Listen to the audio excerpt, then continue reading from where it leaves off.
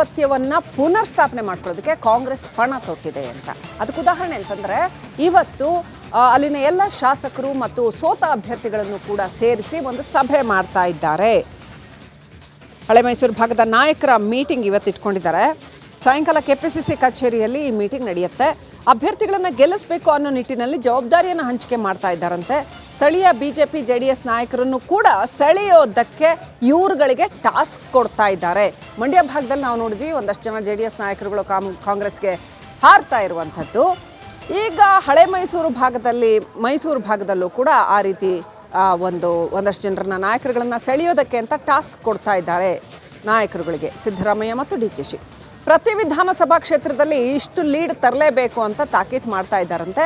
ಅಭ್ಯರ್ಥಿ ಗೆಲ್ಲದಿದ್ದರೆ ಮಂತ್ರಿ ಆಗೋ ಆಸೆಗೂ ತಣ್ಣೀರು ಬೀಳುತ್ತೆ ಅಂತ ಹೇಳ್ತಾ ಇದ್ದಾರಂತೆ ಪ್ರಮುಖ ನಾಯಕರುಗಳಿಗೆ.